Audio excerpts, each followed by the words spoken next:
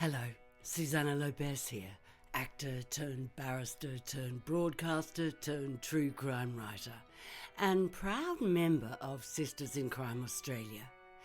Welcome to the Scarlet Stiletto Bites podcast. For over 30 years now, Sisters in Crime Australia has supported our women crime writers, both true crime and fiction, and some criminal literary talent has been unearthed. Among many awards, there's an annual prize for short crime fiction, the Scarlet Stiletto Awards.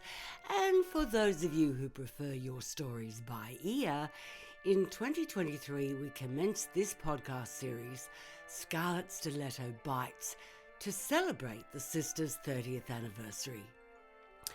Each story is short, but not always sweet.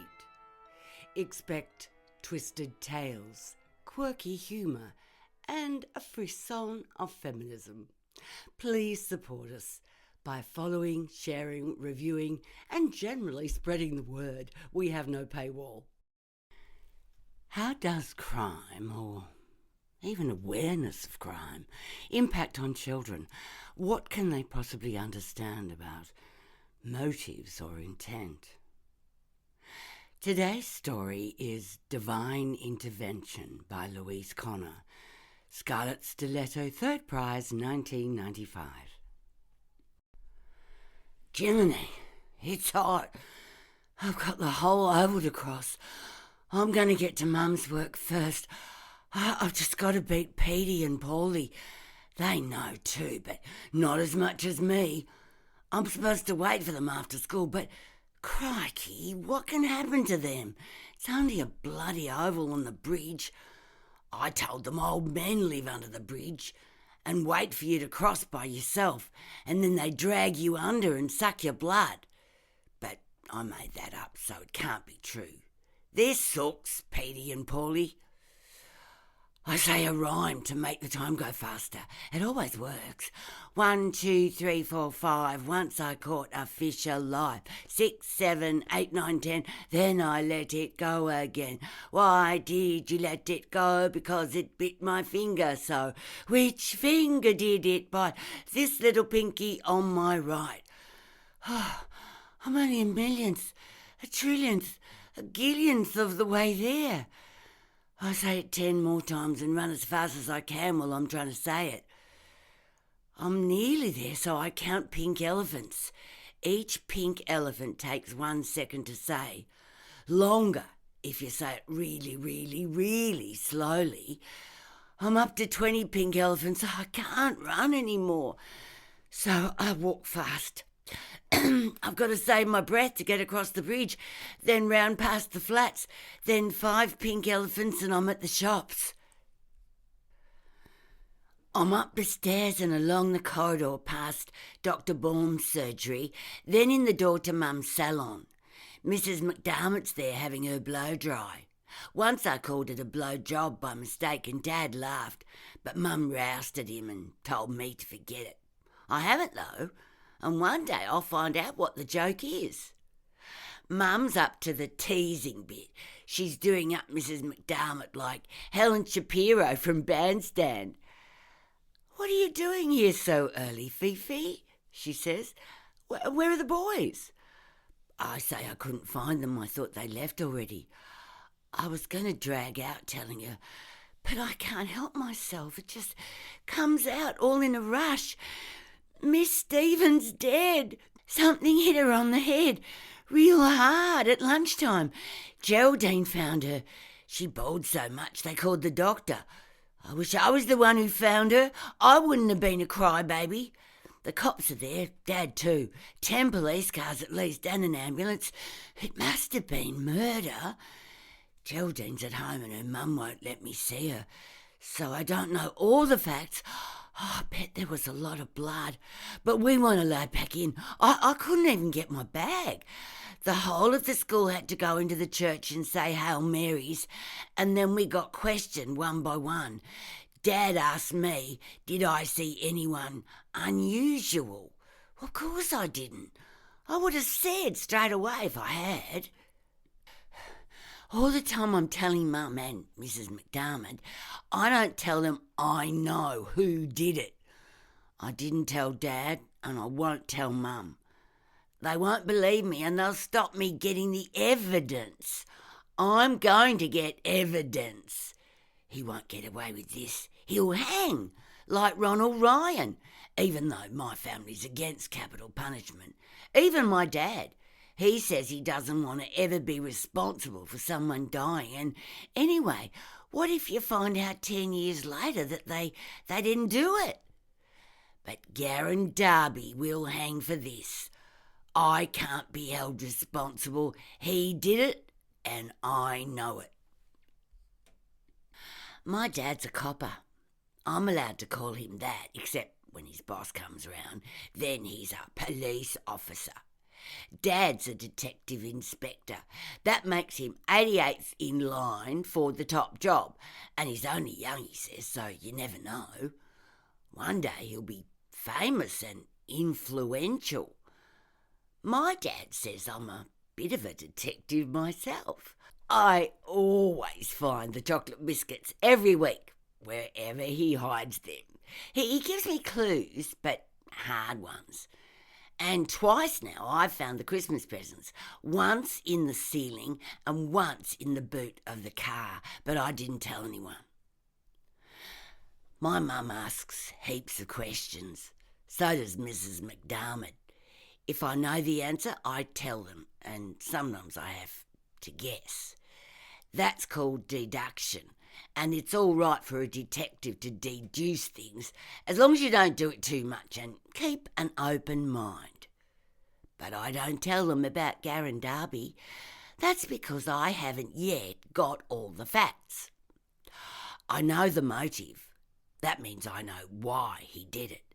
Miss Stephen didn't like him anymore. She used to joke round with him a bit at first. She likes me and Leo Maloney and some of the others, but mostly me and Leo.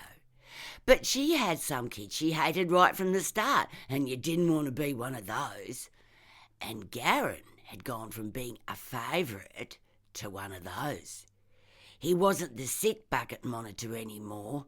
That was Eddie Zabinski now, and believe it or not, Garen liked being the sick bucket monitor. He always made a joke out of it to make Miss Stephen laugh. Someone would spew and she'd say, "Go on, Garen, do your stuff." He'd go out and come back with his hanky tied round his face, like a sheriff, and the bucket and mop. Then he'd clean it up and she'd make a bit more of a fuss of him. Sometimes she let him clean her car for money. But then something happened, I'm not sure what, and he wasn't a favourite anymore. You can always tell with Miss Stephen if you're a favourite or not. I'm a favourite, and Miss Stephen especially likes my go-go dancing. Every Friday, just our class has a concert, and Miss Stephen is the judge, and the rest of the class is the audience, and all the kids have to do something. I'm the leader of the go-go dancers, so I get to pick who is in my group. I'm the leader because my sister Sharon is a real go-go dancer with the Union Jack. So is Danila Parter's sister.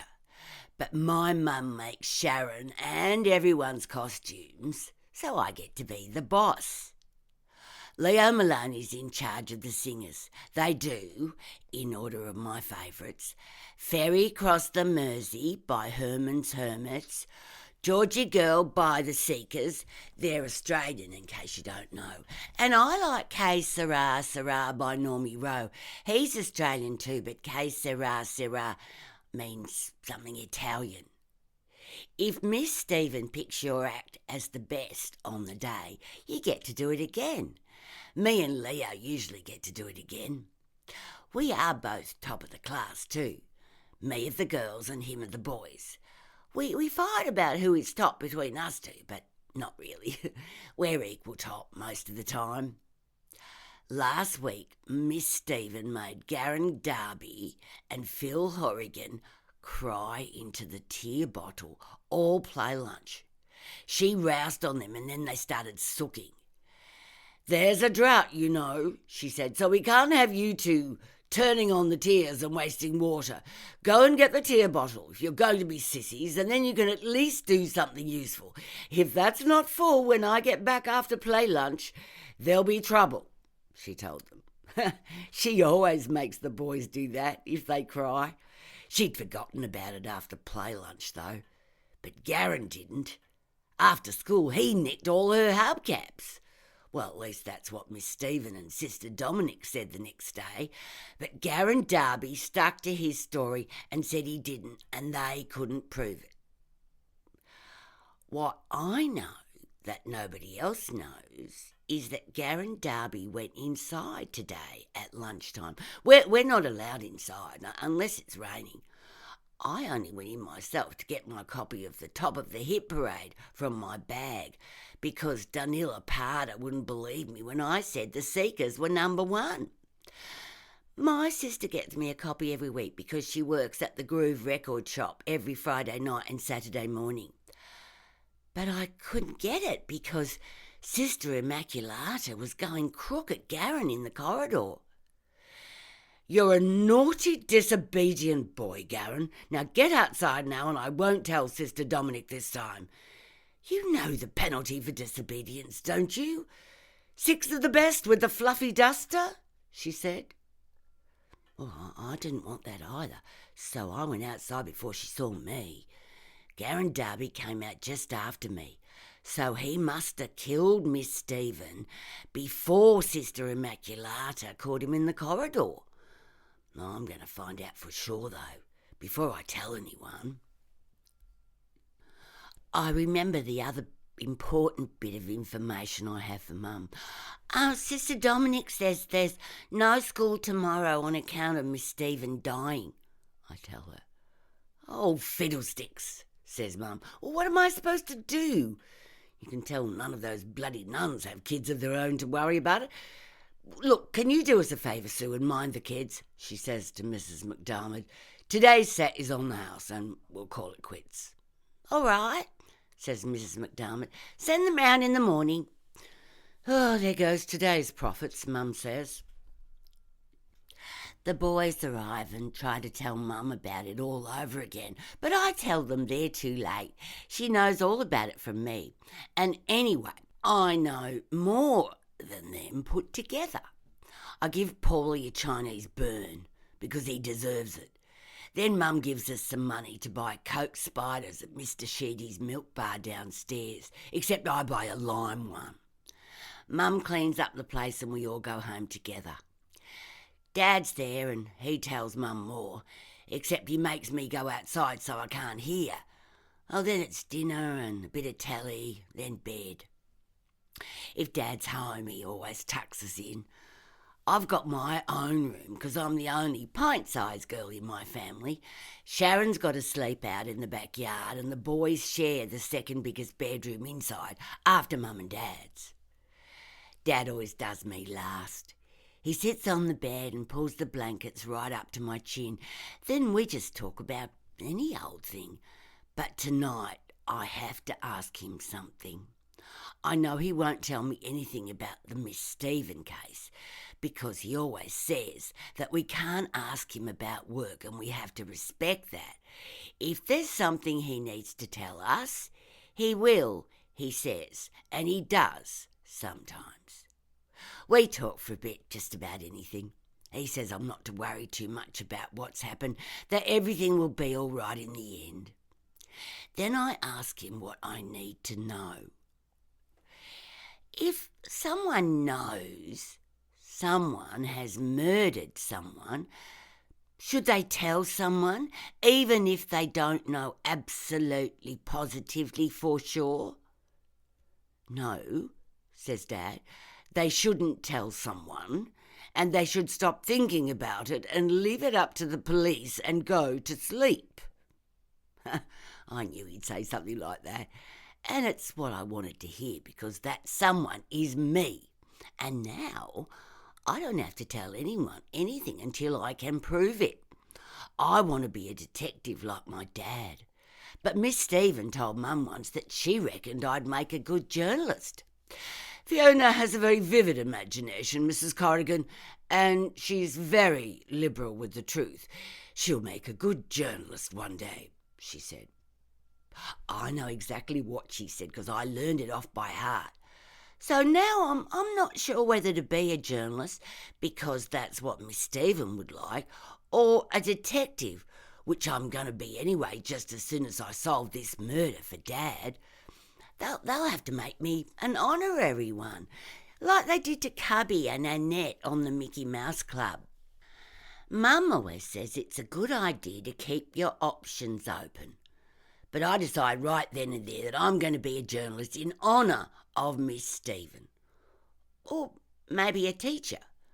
But Mum reckons who'd want to teach snotty-nosed kids like us all day. But I think I'd like it a lot. And I would be all the nice things about Miss Stephen, but not so mean. I wake up early and then remember there's no school and that Miss Stephen is dead. I get a bit sad about her being in purgatory. I don't think she's been good enough to go straight to heaven. Purgatory's almost as bad as hell, but just not for quite as long. Except Sister Dominic says it may as well be because it's so terrible that 1 second feels like 10 years in Earth time. You might only have 5 minutes penance to do in purgatory, and it would be like an eternity of horribleness. That's because you see God before you go to purgatory, and he's so brilliant that you can't bear to have to leave heaven even for 5 minutes. But I cheer up a bit because I remember that all us kids said trillions of Hail Marys yesterday, and that takes time off for the souls in purgatory. I still have a bit of a cry though, and end up back asleep. Then Mum wakes me up. Oh, she's always in a hurry and cranky as anything in the mornings. My dad says it's best to keep out of her way, but somehow I always manage to be in the wrong place. I have to take the boys with me today, but that's all right, because I'll have the gang too. It's good like that, because some of the others have little kids they have to look after too. Mum gives me the money to mind for a treat for us 3, but we always share with the others. Petey and Paulie complain about it, but we still do. It's my rule. We go round to the McDermotts. Jamie has to ask if we can go to the Maloney's because it's his mum and he's her favourite because he's the baby of the family. Mrs. McDermott says we have to be back by 1 o'clock and that us big kids have to look after the little kids or she'll murder us. She always says that. Then we go to the Maloney's, then the Parters, then past the McMahons. Usually there's 5 of them and that makes the gang 12. But today no one's outside. I'm the one who has to knock on the door because I'm Geraldine's friend. But Mr. McMahon says the kids can't come out to play because Geraldine's still too upset. I want to ask her lots of questions, but that's not going to happen today. And anyway, Garen Darby's the one I really want to talk to. Garen's gang usually hangs around the old tip. I don't want to tell the others I'm looking for him, so I say we should just go to the old tip just to muck around. All the little kids start whinging that it's too far, but the others agree with me, especially after I tell them you can sometimes find things and sell them. Petey says we never made any money the last time we did this, but I tell the others we've got some money, even if we don't find anything valuable, but I won't share it unless they come to the tip first. We're really close to the tip in the bush, between it and the back of the houses, when we hear them. They're not really Garen Darby's gang. He's too much of a brain to be the leader, even of that bunch of spazzos. It's really Eddie Zabinski's gang, and Garen's just his second in command. Eddie Zabinski's fat and stupid, and he takes up way too much of the seat when you have to sit next to him in class. He also picks his nose and chews it and looks like he really likes it. Yuck. We all hit the dirt, even the little kids. They're good like that. They know what they have to do, but they're not much good in a fight, though. We crawl up to the edge of the tip where we can see them, but they can't see us. They're all down there, about 8 of them. There's 7 of us, but we're a better gang. We're smarter and stronger and faster and braver, like Magellan and Columbus and Vasco da Gama, who we just finished reading about in social studies. I did a project on Vasco da Gama. It was really great, with a map of the world showing where he went. I shaded in all around the continents and islands with green on the land side and blue for the sea. We're doing Australian explorers next term. We just watch Eddie's gang for a while because we haven't really got a plan. They're our enemies. There are some other gangs that we play with sometimes, but not this one. We hate them and they hate us. Well, it's getting boring just watching them mucking about. My plan is to get Garen Darby by himself and knock a few answers out of him. They've got something that they're poking at. They're all round it, so it's hard to see. We decide we'll chase them off and take over the tip. Me and Leo decide it together, and the others agree because we're the leaders. "Glory to the valiant," Leo says. But he didn't make it up by himself. I bet he just read it in a book. We jump up and run right at him, screaming and yelling, and the mental defectives just run off. I don't take my eyes off Garen Darby the whole way down, except to look at what it is they've been poking around. It's a cat with white and orange fur. It's dead for sure. There's no blood, but it looks sort of squashed and it's just staring into the distance. I really hate Garen Darby now. That cat did nothing to him, but he killed it, just like he killed Miss Stephen. It makes me run faster, and somehow I just seem to be able to tell where he's going, even though he's dodging around, trying to get away. I catch up to him and push him to the ground. I'm on top of him straight away. That's the best thing to do, getting close, except if they've got a knife. My dad taught me that after I got beaten in a fight, and I haven't been beaten since. Garen Darby hasn't got a knife and I'm on top and in close. I pull his hair as hard as I can and push down on his chest with one knee and his neck with the other. That stops him wriggling around, but he's bucking up and down with his legs like a crazy horse. "You're a bloody bugger bastard, Garen, I know what you do," I say. He pushes my knee off his neck, but I still got hold of his hair, so I pull it harder till it feels like it's coming out. I can tell he's trying hard not to yell out. What? I didn't do anything." "You did. I saw you," I added, even though I hadn't exactly seen him do it. I'd just seen him leaving the building. He starts looking round all crazy, trying to see if anyone is close. Then he gets really strong and rolls over, and now he's holding me down. "I never done it," he says with his face shoved right up against mine. "If you ever say I done it, I'll kill your mum," he says, and he really means it. I pinch him as hard as I can on the top of his arm. He punches my head. It stings like mad, but I'm not going to cry.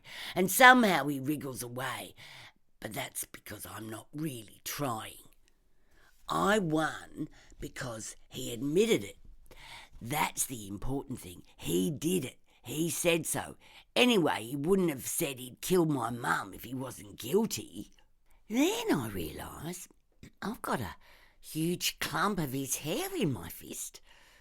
I hold it up above my head like this bloke I saw on telly once who'd just won a trophy in a car race.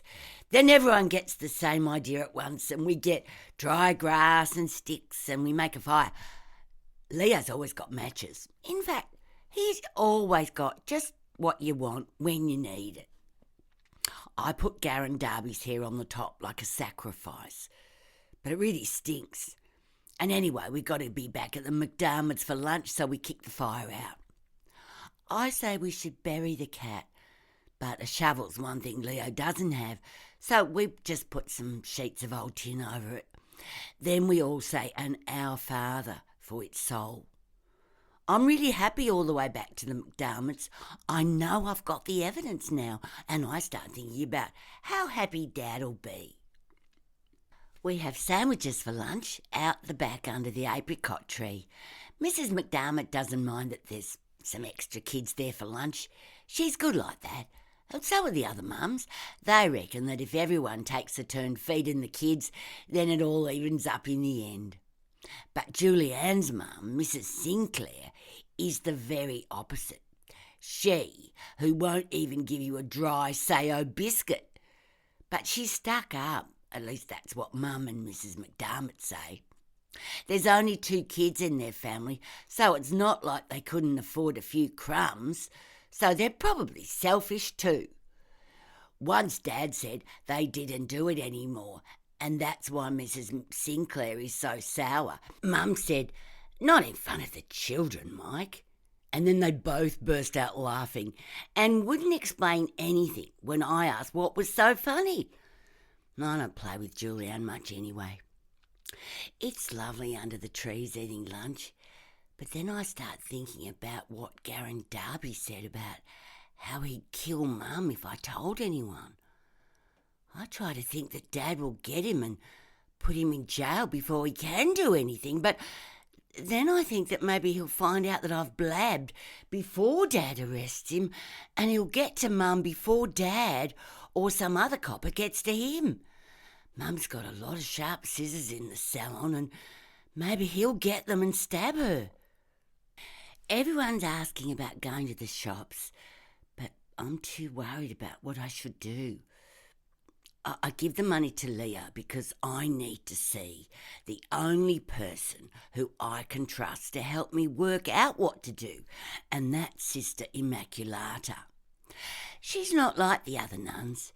She doesn't teach anyone for a start, so I've got her all to myself. Well, that's what she always says when I go to visit her.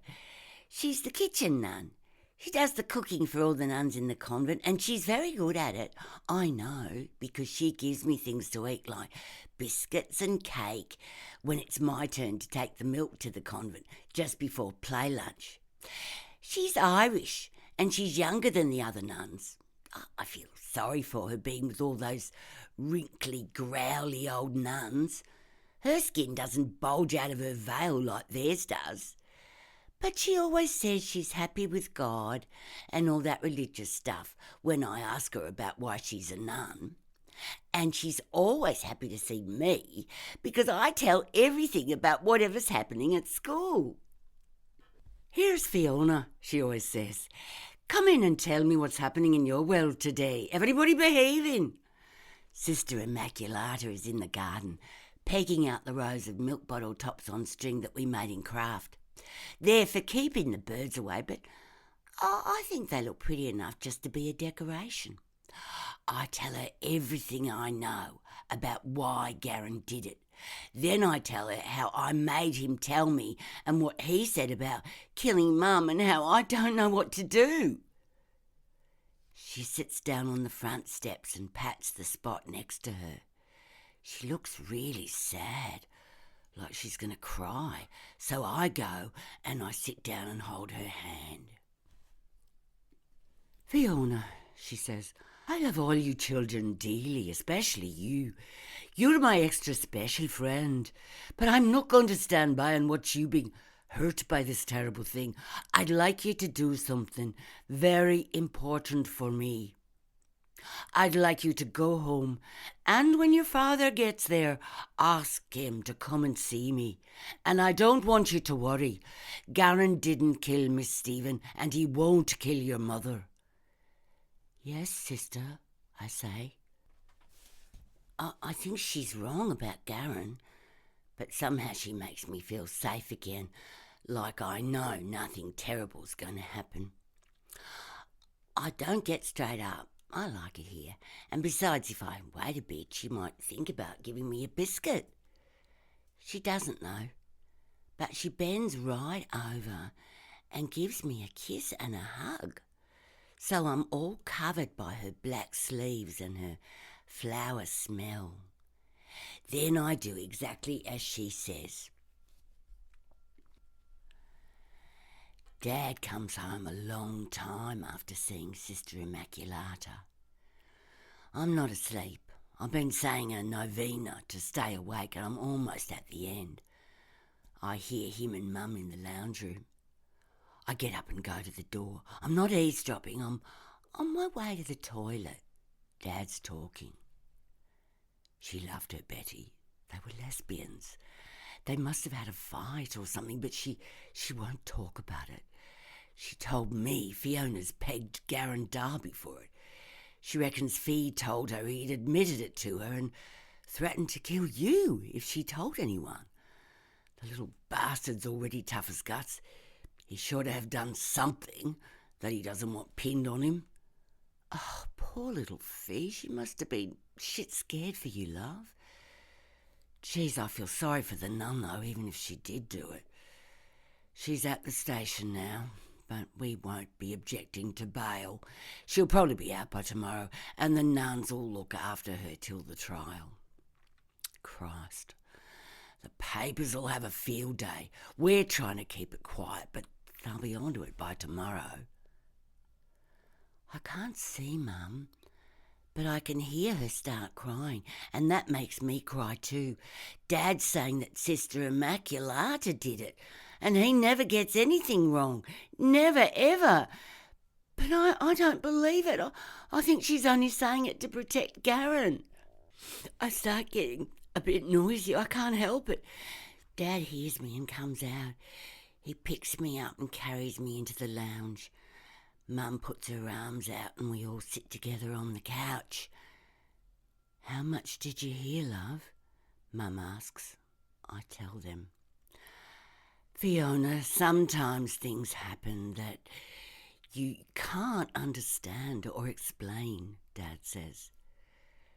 People do things, then they're very, very sorry that they have. Garen did it, Dad, I say. He had a motive. Sister Immaculata didn't have one. You told me that's the most important thing you need to solve a crime. Dad looks at Mum, sort of funny. You explain it, love, he says. Mum looks a bit stumped. She takes her time. Then she says that Sister Immaculata loved Miss Stephen in a special way, like Dad loves Mum. They were in love and that's why she killed her. I don't understand. Can't Mum see that nuns are supposed to love everyone like they're their own family? Garen didn't do it, Fee, Dad says.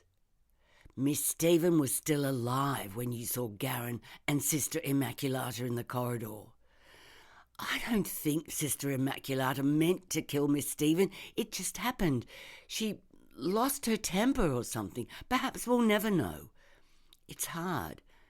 And I know you love Sister a lot and she loves you. I know I don't have to tell you this, but you're not to repeat what you've heard tonight.